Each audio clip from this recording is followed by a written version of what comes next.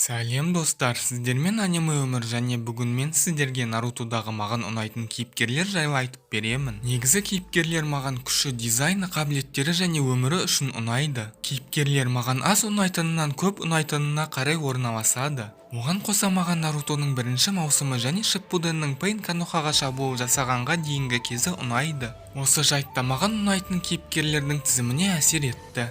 Критерийлерді және әсер етуші факторларды айттым, ал сіздердің шай мен тәттілеріңіз дайын болса, онда кеттік.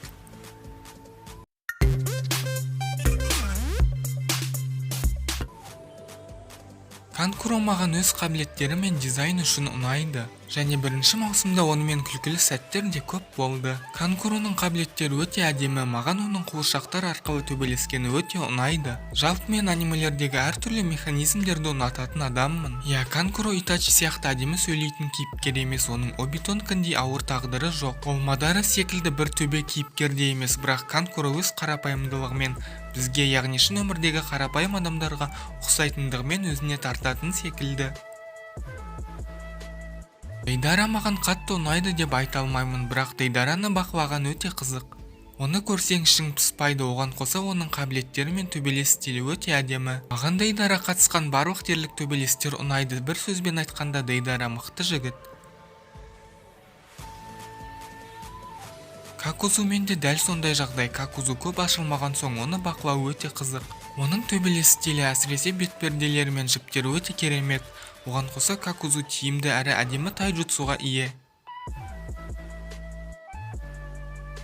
Тентен маған өзінің мінезі, дизайны және қабілеттері үшін ұнайды. Көп жағдайда Тентен Наруто анимесіндегі жалғыз есі дұрыс кейіпкерге ұқсап жатады. Осы жайт әсіресе филлер серияларда жақсы көрсетілген. Тентеннің дизайны қарапайым болғанымен маған ұнайды, ал оның қабілеттерін дамытуға болар еді, бірақ авторлар үшін Тентен қызық кейіпкер болмаған соң, олар оны күш жағынан да, сюжет жағынан да дамытпады.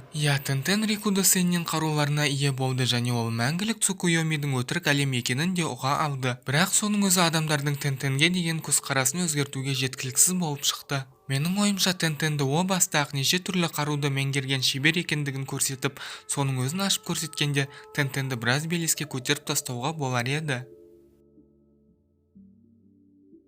Сасори маған өз қабілеттері үшін ұнайды, мен оның қуыршақтарымен шайқасқанын сағаттап көре берер едім. Бірақ анимеде Сасоридің ұзақ әрі сапалы салынған төбелесі жоқ десе де болады, бірақ оның қуыршақ денесі, 299 қуыршағы, 3-ші Казакаге және Хироку атты қуыршақтары өте әсерлі көрінеді. Аобаны ешкім білмейді және танымайды. Сырттай танса да тағы бір ноунейм деп ойлайды, бірақ Аоба негізі Джоунин үшін мықты шиноби. Ол аз көрсетілгеніне қарамастан өзі көрсетілген эпизодтарда маңызды рөлдер атқарып жатады. Оның дизайны маған ұнайды және ол өте жақсы әзілдейді. Одан бөлек Аоба Канохаға үшін берілген жақсы шиноби. Цунада маған өз мінезі, дизайны және қабілеттермен ұнайды. Екінші маусымда әрине тым күшті кейіпкерлер көбейіп, Цунада солардың көлеңкесінде қалып қойды. Хакаге ретінде де ол керемет Хакаге бола қоймады. Бірақ Цунада өз мінезімен, яғни басқа адамдардың орнына өзін қоя алуымен және басқаларды түсіне алатындығымен ерекшеленеді. Және бірінші маусымда оның күші, яғни физикалық күшпен ең ауыр жаралардың өзін емдей алу қабілеті маған өте қатты әсер қалдырған болатын.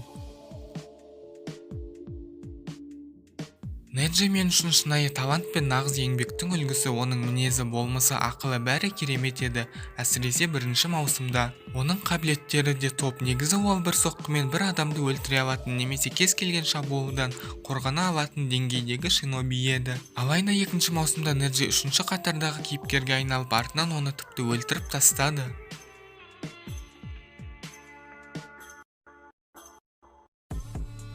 Кабуто маған өз ақылымен ұнайды, ол Шиппуденде өзін жақсы күшейтіп, Итачи мен Саскеге қарсы жекпе-жекте өзін жақсы жағынан көрсете алды. Дегенмен маған бірінші маусымдағы басқаларды оп-оңай алдап, біраз іс бүлдіріп жүрген Кабуто көбірек ұнайды. Сол кездегі Кабуто кішкене тылсымдау қызықты кейіпкер болатын. Бірінші маусымдағы Шино керемет кейіпкер еді. Оның мінезі, қабілеттері, дизайны және ақылдылығы көп адамға ұнайтын. Мен үшін бірінші маусымдағы Шино нағыз шинобидің үлгісі. Оның қабілеттері аңдуға, бақылауға, барлауға, қорғануға, шабуыл жасауға, білдіртпей өлтіруге бәріне ыңғайлы. Мен үшін Шино әрдайым өте мықты, бірақ толық ашылмаған кейіпкер болып қала береді.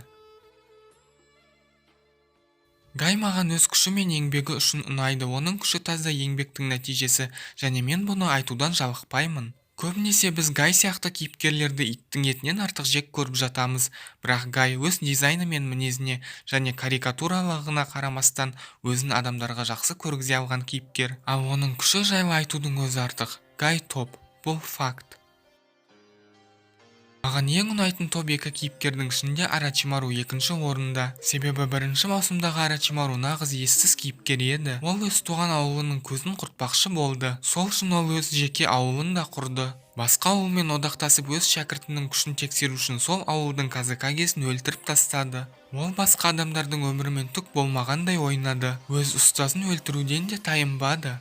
Орочимаруды алғаш көргенде Саске мен Сакураға памперс қажет болды. Орочимару Саскеге келгенде одан Какаши сескенді. Анко Орочимаруды тым қауіпті деп санап өзін Орочимарумен бірге өлтірейін деді. Ол Цунадының көмегіне мәжбүр болса да, ол қолдарын емдеп алған соң Каноханы қайта шабуылдаймын деп ашық айтты. Екі қолынан айырылса да, ол өзі секілді екі атақты Санинға қарсы шайқасып тірі қалды. Оның бірінші маусымдағы сөздері, мимикасы, мақсаттары өте күшті еді.